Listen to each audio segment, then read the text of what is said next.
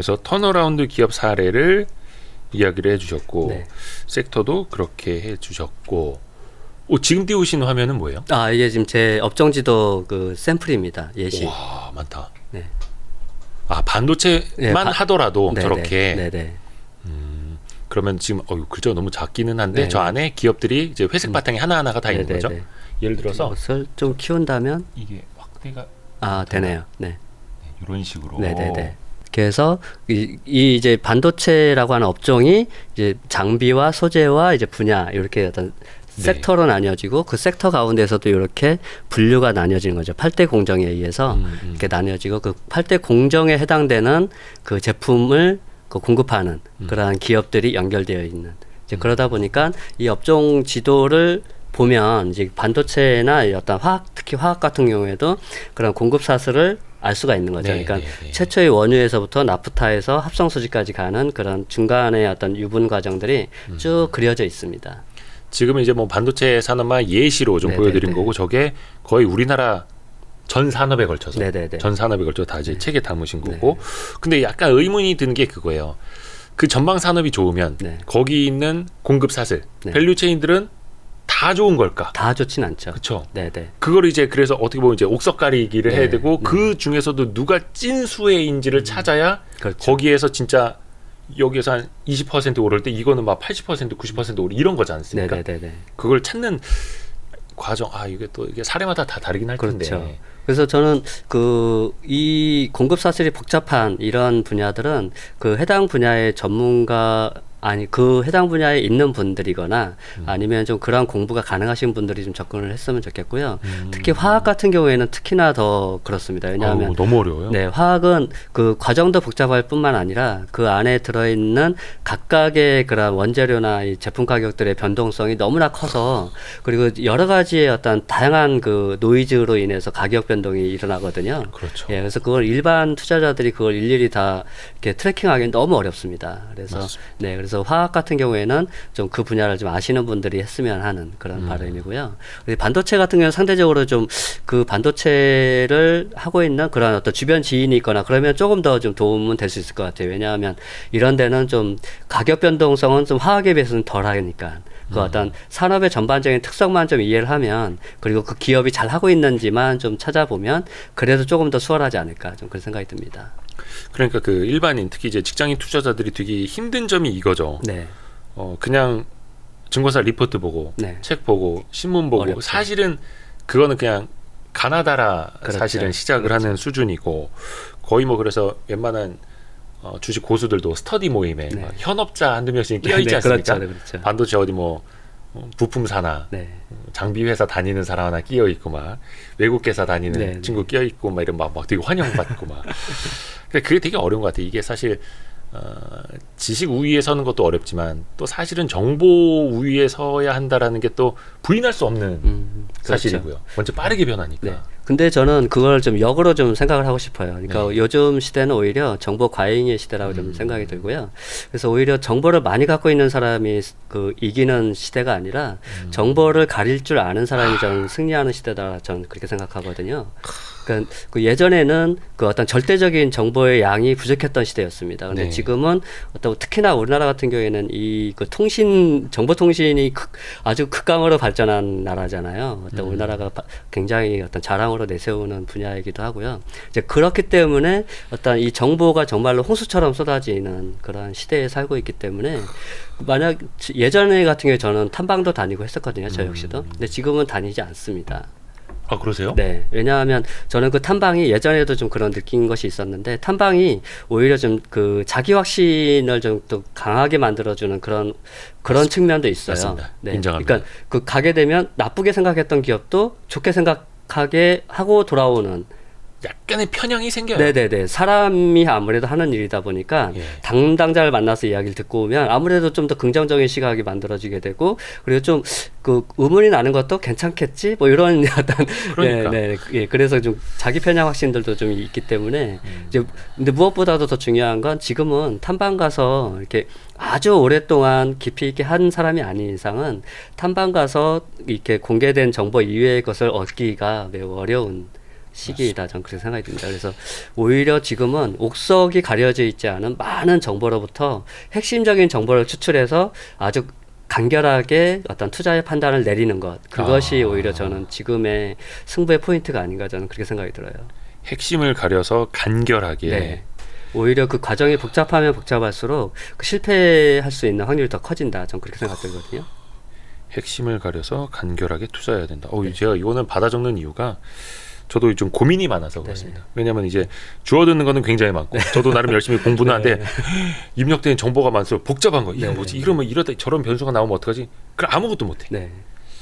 핵심을 가려서 간결하게, 그리고 정보를 가릴 줄 아는 사람이 네. 결국은 승리한다. 그러니까 이제 제가 이제 그런 얘기를 하는 이유는 제가 이제 투자 이제 모임에 이제 가면 이제 네. 투자 토론을 하잖아요. 네. 그러면 이제 어떤 종목을 이제 그 이렇게 발표를 하고 이제 서로 이제 의견을 교환하는 가운데에서 이렇게 이제 어떤 비판적인 견지들을 이제 그 가진 그 어떤 질문들을 받고 이제 오고 가고 하는데, 문제는 그 어떤 질문의 과정 속에서 대부분의 사람들이 나의 성을 견고하게 한 채 어떤 토론을 하면서 그 성을 무너뜨리지 않고 그냥 나의 것을 지키기 위해서 질문과 대답을 반복하는 이러한 경우가 많다라는 그런 느낌을 많이 받았어요. 근데 이제 그런 토론은 사실은 도움이 되지 않거든요. 맞습니다. 네. 맞습니다. 물론 이제 그 어떤 무너지는 것들도 필요하지만 그 어떤 자기 자신이 핵심적으로 보고 있는 포인트를 상대에게 전달해 주는 것도 매우 중요하다.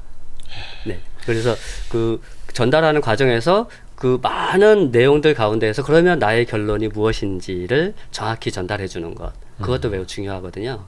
그래서 정보를 많이 취합을 했다면 그 취합하는 것 가운데서 나의 결론을 내리는 그러한 좀 과정들을 계속적으로 반복하는 것이 필요하지 않나 그런 생각이 듭니다. 맞습니다. 나의 결론을 내리는 네, 과정. 네. 그래서 저는 그걸 포지션이 무엇냐고 저는 물어보거든요. 제 투자 모임에서 항상. 중요하죠. 편향이 네. 생길 수밖에 없으니까. 네, 네. 그 사람 그래서, 포지션에 따라서. 네. 그래서 그리고 이제 그 어떤 종목을 발표한 사람이 나의 포지션이 명확하지 않은 채 A부터 Z까지 그냥 내용을 나열하는 형식으로 종목을 소개를 하고 나의 포지션은 정작 무엇인지를 밝히지 않으면, 그러니까 이 종목은 비싸기 때문에 지금은 어렵고 지금 이 종목은 싸기 때문에 난 투자하고 싶어, 막 이러한 식의 네. 나의 포지션이 밝혀지지 않으면 그저 그냥 의견 교환하는 것밖에 되지 않죠. 이건 어떨까 저건 어떨까. 저희가 이제 투자 모임을 하는 이유는 나의 투자에 실질적인 도움을 받기 위해서잖아요. 그래서 그렇죠. 가장 궁금해하는 건 사실은 그거죠. 너는 그거 투자할 거야 말 거야 이거잖아요. 그렇죠. 너는 솔직히 샀어? 까놓고 이거죠. 예. 그거잖아요. 예. 네, 그래서 그것을 정확히 하고 밝히는 그런 연습이 좀 필요하다 생각합니다. 대부분 스터디는 자기가 하지 사놓고 않죠. 발표하지 않나요? 네, 하지 않죠. 근데 그래요? 사고서도 주로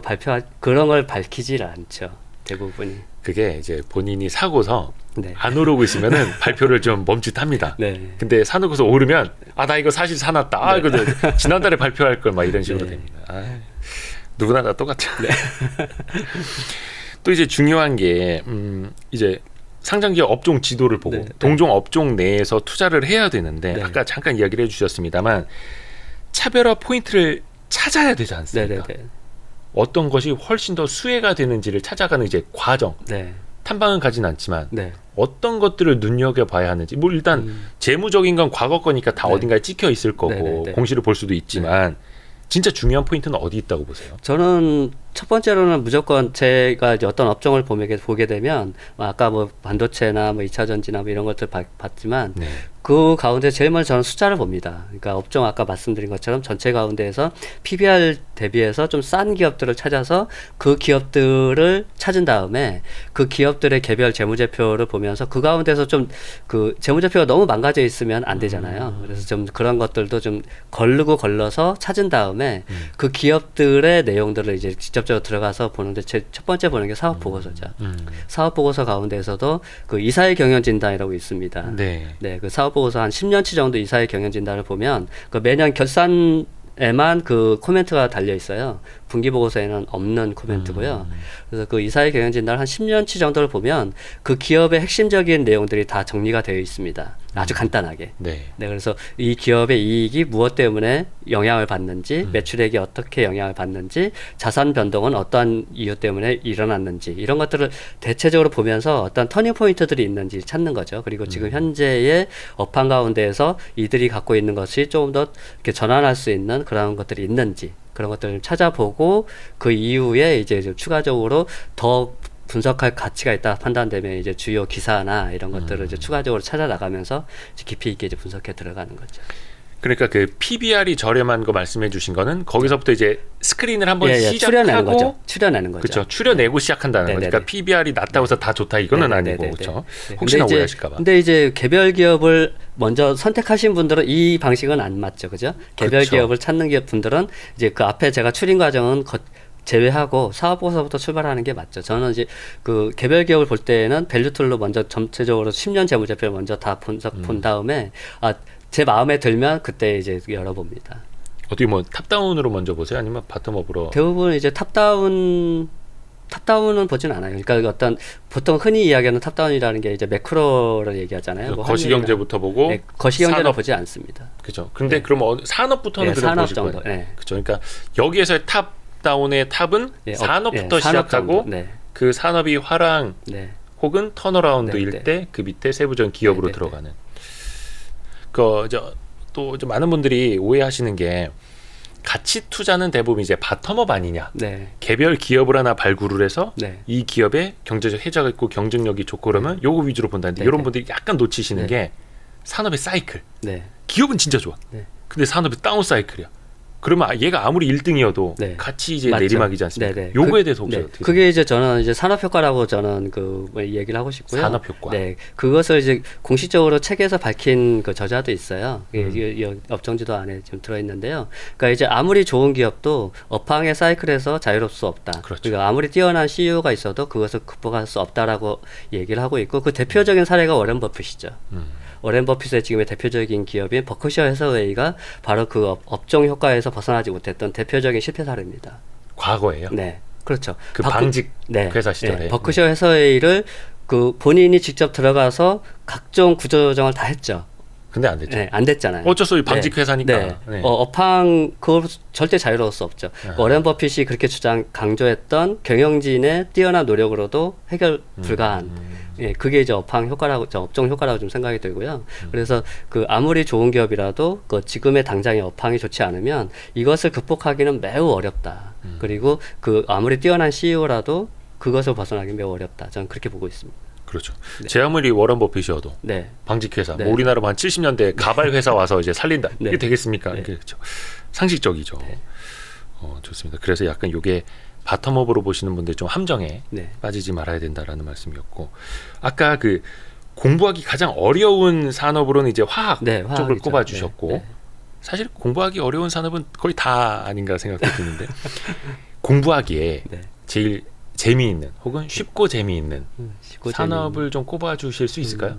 저는- 그러니까 주린이 분들은 음. 전체 밸류체인 공부하기 좀 어려우니까 그렇죠, 이 그렇죠. 산업부터 한번 공부해 보세요라는 측면에서. 그래서 저는 그 각자 사람마다 좀 약간 특성이 좀 달라서 네. 저 같은 경우에는 이제 공부하는 과정에서 굉장히 재미를 느꼈던 분야가 사실은 저는 반도체거든요. 그러니까 반도체가 좀 복잡한데 네. 예, 일반인들이 좀 보기에는 좀 매우 어려운 영역인 것 같고요. 그렇다고 해서 만만한 분야는 좀 딱히 좀 없는 것 같고 오히려 좀 쉽게 접근한다면 음식료 업종이 조금 더 쉬울 것 같고요. 그쵸. 그리고 이제 뭐 본다면 의료 쪽. 근데 그것도 어느 정도 좀 이렇게 좀 뭐랄까 이렇게 일회성 좀 그런 것들이 좀 사업 성격상 네. 좀 그게 좀 있어서 그것도 좀 약간 만만치는 않은 것 같고 대부분의 업종들이 이렇게 쉬운 것 같지는 않습니다. 그죠. 사실 쉬운 건 없습니다. 네. 뭐 사실 이것도 진짜 돈이 걸린 일이고 네. 재산, 네. 피 같은 돈이 걸리는 그렇죠. 일인데 쉬운 일이 어디 있겠습니까? 사실 그냥 질문이 좀 의문이었고요. 근데 우리가 반도체도 저희도 이제 반도체 콘텐츠 많이 다뤘고 네. 뭐 사이클에 대해서도 공부 많이 하고 8대 공정에 대해서도 네. 기초 강의하는 콘텐츠를 많이 만들었으니까요. 그것도 이제 참고해 주시면 좋을 것 같습니다. 또 의외로 한 10시간, 20시간이라도 공부하고 나서 보면은 네, 들리잖아요. 네, 그렇죠. 예. 네. 처음에는 까막눈이었지만 나중에는 막 내가 저 용어를 알아듣고 있고 이럴 때 네. 되게 희열이 네, 생기죠. 그래서 이제 많은 주부님들도 투자를 하면서 와 주식 재밌다. 네, 세상 돌아가는 거를 이제 볼 수 있게 됐다라고 하실 때가 되게 좋은 건데 그렇죠. 그래도 물린다는 거. 혹시 약간 그런 말씀 좀 해주실 수 있을까요? 어쩔 수 없이 제 중천님도 22년도엔 좀 손실을 보셨다고는 하니까 많은 분들이 공부해봐요. 책도 사보고 20년, 21년만 하더라도 서점에서 주식 관련 책이 불티나게 팔리지 네, 않습니까? 그랬죠. 근데 요즘은 이 책이 어떻게 될지 모르겠습니다만 그때 이 책이 21년도에도 한번 나왔었고 네, 지금 네. 개정이 된 걸로 네, 알고 네, 있는데 그때 많이 나가네 21년. 그때 많이 팔렸죠. 네. 지금은 어떻게 될지 모르겠습니다. 네, 그때 사람들이 관심이 좀 많이. 그때 약 한 4만 부 정도 팔렸으니까 많이 팔렸죠. 네. 엄청 팔리셨네요. 네네네. 대박. 이번에도 전 많이 팔릴 거라고 좀 기대를 하고 있고 많은 분들이 좀 호응을 해줬으면 그렇죠. 좋겠고요. 좋은 책이니까요. 네. 근데 지금은 많은 분들이 관심이 떨어졌고 네, 맞습니다. 이제 20년만 하더라도 주식은 매일 오르는 거 아닌가 하셨던 분들이 이제는 뭐 쳐다도 보기 싫고 막 이런 분들 많거든요. 저는 항상 좀 역발상이라고 하는 게 좀 어려운 건 아니라 생각하거든요. 그러니까 이제 예를 들면 요즘 최근에 제가 제일 많이 보는 기사 중에 하나가 예금 금리예요. 예, 어디 높은 금리를 파는 저축은행이나 새마을금고에 줄을 서는 모습. 예. 예, 이런 기사들이 지금 많이 나오고 있거든요. 예. 예, 그래서 저는 그 기사가 나온 걸 보면서 이제 인플레이션 끝에 도달한 건 아닌가? 네, 좀 그렇게 생각이 들고 그렇다면 이제는 주식시장으로 돌아와야 할 시점이다. 저는 그렇게 생각됩니다. 지금이야말로. 네. 오히려 지금 그 어떤 6% 7%의 어떤 물론 굉장히 높은 금리죠. 안정적이고 그리고 어떤 그 리스크가 상대적으로 적은 그런 어떤 자산이기 때문에 당연히 그쪽에도 찾아가셔야 하지만 여유가 있다면 지금 좀 더 위험한 곳에 좀 더 높은 수익을 좀 추구하시고자 한다면 지금이야말로 역발상으로 주식시장에 한번 접근해 보시는 것도 굉장히 실패의 그 어떤 확률이 오히려 좀 적은 시기가 아닌가 저는 그렇게 생각됩니다. 진짜 역발상. 그러니까 2021년 초까지만 하더라도 너도 나도 다 주식 얘기하고 있고 카페건 어디건 다 그렇죠. 부동산 얘기하고 있고 막 커피숍 식당 다 주식 얘기하고 있을 때 그때가 사실은 조금 그렇죠. 조심했어야 될 때고 지금은 다 떠나고 예금금리 막 은행에 줄 서고 제 역발상이 필요합니다. 혹시 그 올해 가장 기대되는 산업 앞에 반도체 좀 이야기를 해주셨습니다. 만약에 좀 더 보수적으로 보시는 분들이라면 저는 오히려 음식료 업종을 좀 한번 봤으면. 음식료요? 네네. 음식료 많이 오르지 않았나요? 많이 오르기도 했지만 그래도 좀 더 안정적인 투자 좀 대상을 많이 찾으신다면 저는 오히려 좀 음식료 업종도 좀 괜찮지 않나? 그 중에서도 좀 수출을 좀 하고 있는 그런 분야. 대표적으로 저는 좀 오리온을 좀 보고 있는데요. 오리온도 좀 주가가 좀 상대적으로 좀 요즘 오르긴 했습니다. 뭐 한때 다들 막 신고가 갔다가 또 조정받아도 또 격하게 받아요. 아무리 음식료 업종이라고 해도. 근데 이제 올해 같은 경우에 이제 음식료 업종은 이제 제가 이제 말씀드린 것처럼 좀 더 보수적으로 보시는 분들에 대해서 좀 높은 수익률을 추구하지 않고 그냥 그 어떤 상대적으로 좀 리스크가 적은 그런 분야들을 찾는다면 이제 음식료 업종을 좀 추천드리는 이유는 그러니까 지금 이제 러시아 우크라이나 전쟁이 언제 끝날지 모르겠지만 조금은 좀 잠잠해질 수도 있을 것 같다 이런 생각도 좀 들고 있고요. 근데 이제 우크라이나 전쟁 때문에 사실은 오리온 같은 경우에는 초코파이가 러시아에서 엄청나게 인기 상품이었거든요. 아마 퇴출됐을 거고 그래서 이제 그런 것들도 회복 가능한 그러한 어떤 미지의 영역일 것으로 남아 있을 거고요. 그리고 지금 공급망도 이제 거의 지금 그 회복이 되었기 때문에 기존의 어떤 유통으로 들어가는 비용들도 많이 좀 다운이 됐을 것이고 그리고 원자재 가격이 지금 전반적으로 하락하고 있습니다. 그래서 이 수입 물가도 지금 그 달러 환율도 많이 떨어졌죠. 그러다 보니까 이제 수입해오는 원자재 가격이 하락했기 때문에 제품 가격은 이미 올렸죠. 그리고 이제 수입 가격, 이제 원자재 가격은 떨어지고 있죠. 스프레드가 지금 벌어질 수 있는 시기가 올해입니다. 스프레드가 벌어지는. 그러니까 그 원가와 그 어떤 가격과의 어떤 매출과의 어떤 스프레드가 벌어지는 시기가 마진이 좋아지는. 그게 올해라고 좀 보여지기 때문에 그래서 수출을 좀 많이 하고 있고 좀 그런 기업들 그리고 수입을 좀 많이 하고 있는 그런 기업들 가운데서 찾아보는 것도 한번 괜찮은 아이디어가 아닐까 좀 그런 생각이 듭니다. 약간 좀 이제 제가 근시안이어가지고 좀 여쭤보자면 혹시나 러시아 우크라이나 전쟁이 끝나면 국제 곡물 가격이 막 안정된다 이러면서 음식료주가 한번 막 폭락을 하거나 그럴 수는 물론 없을까요? 일시적으로 그럴 수는 있겠지만 이익 자체는 굉장히 좋게 나올 거라고 생각되는데요. 이미 분기 이익 판가를 올려놨기 때문에 저는 일시적으로 뉴스는 그렇지만 분기 이익을 발표할 때마다 저는 어닝 서프라이즈가 날 수도 있다고 저는 생각하거든요. 오히려 그러니까 판가는 이미 올려놨고 국제 곡물 가격이 혹시나 전쟁이 종료되고 떨어지고 환율도 좀 안정되고 있고 그러니까 이익이 좋아지는. 근데 그 중에서도 또 수출도 잘하는 내수 탄탄하고 수출도 잘하는 일거양득. 요거는 이제 우리 중천님의 개인 의견입니다. 예, 중천님도 물릴 수 있습니다. 당연히 추천주 이런 그렇습니다. 거 아니라는 거. 오늘 진짜 좋은 말씀 많이 들었습니다. 감사합니다. 근데 우리 중천님이 뭐 또 강의도 많이 하시고 하시는데 마지막으로 이제 많은 일반 투자자 분들을 위해서 약간의 투자 선배로서 뭐 좀 조언 같은 거 마지막으로 해주실 수 있다면 어떤 게 있을까요? 투자 선배라고 할 것까지는 없고요. 저도 이제 현업에서 항상 실패를 항상 경험하고 있는 그냥 보통의 투자자고요. 다만 이제 제가 이제 이 책을 썼다는 이유만으로 이렇게 좀 이렇게 좀 알려지게 됐고 이렇게 좀 자리에 좀 나서게 됐는데 그 투자는 항상 본인의 선택이라는 걸 좀 항상 강조하고 싶어요. 그러니까 본인의 선택과 본인의 결정으로 그 투자를 하셨으면 좋겠다는 것이고요.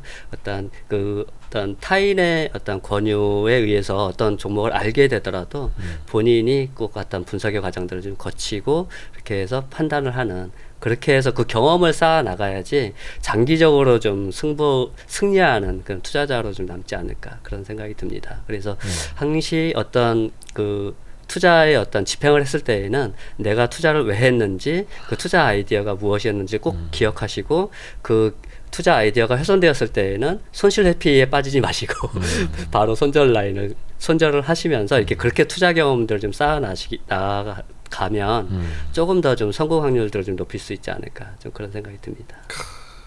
정말 좋은 말씀이십니다. 저희 Y스트릿은 사실 그런 분들이 많습니다. 네. 어디 이렇게 막 기웃기웃거리고 종목만 얻는 분들은 별로 안 계시다라고 믿고 싶고요. 아까 진짜 말씀하신 게 나의 결론을 내리는 과정 네. 그게 중요하다고 이제 말씀을 해주신 게 정말 맞는 말씀입니다. 그래서 오늘 어떻게 보면 또 하나의 그 과정을 오늘 우리 구독자분들 저희 복길이 분들 복리의 길을 걸어가는 분들이어서 이제 복길이 분들이거든요. 복길이 분들과 하나의 과정을 또 중천님과 함께 할 수 있어서 너무나 기뻤습니다. 오늘 나오셔서 감사합니다. 감사합니다. 고맙습니다. 아이고 잘 들었습니다. 네.